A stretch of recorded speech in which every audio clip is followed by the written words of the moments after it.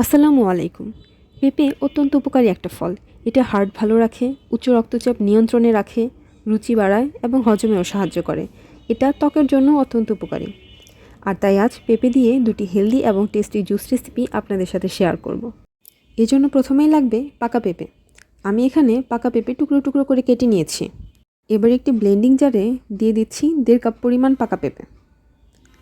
এরপরেতে দিয়ে দেব 2 চা চামচ চিনি। এবার এতে দিয়ে দিচ্ছি 1/2 চা চামচ বিট লবণ আর দিয়ে দেব 1/2 লিটার ঠান্ডা পানি। আপনারা এতে কিছু বরফ কুচিও দিয়ে দিতে পারেন, কারণ জুস যত বেশি ঠান্ডা হবে খেতে তত বেশি ভালো লাগবে। এবার সবগুলো উপকরণ একসাথে ব্লেন্ড করে নেব। এটা প্রায় 2 মিনিট ব্লেন্ড করলেই হয়ে যাবে, এর থেকে বেশি ব্লেন্ড করা দরকার নেই। উপকারী গুণাগুণের জন্য একে মহা ঔষধও বলা হয়, তাই আপনারা গরমের দিনে 1 গ্লাস পেঁপের শরবত নির্দ্বিধায় খেতে পারেন।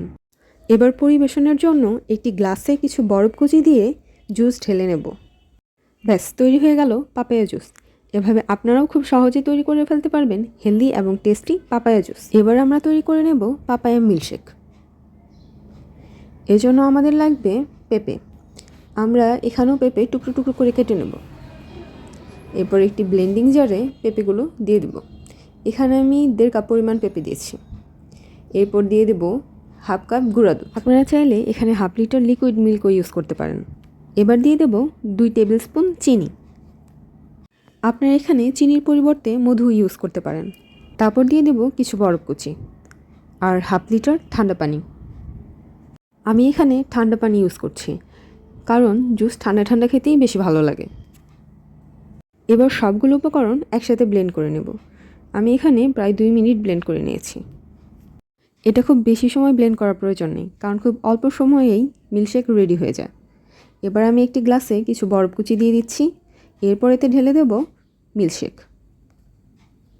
ব্যাস তৈরি হয়ে গেল ঠান্ডা ঠান্ডা পাপায়া মিল্কশেক। আপনারাও এভাবে খুব কম উপকরণ দিয়ে খুব সহজেই তৈরি করে ফেলতে পারবেন পাপায়া মিল্কশেক। এভাবে শুধু পেঁপে দিয়েই আপনারা 2 রকমের জুস তৈরি করে ফেলতে পারবেন। এটা যেমন হেলদি তেমন টেস্টি। রেসিপিটি ভালো লাগলে চ্যানেলটি সাবস্ক্রাইব করবেন। আজ এই পর্যন্তই। পরবর্তীতে নতুন কোনো রেসিপি নিয়ে আবার চলে আসব। আল্লাহ হাফেজ।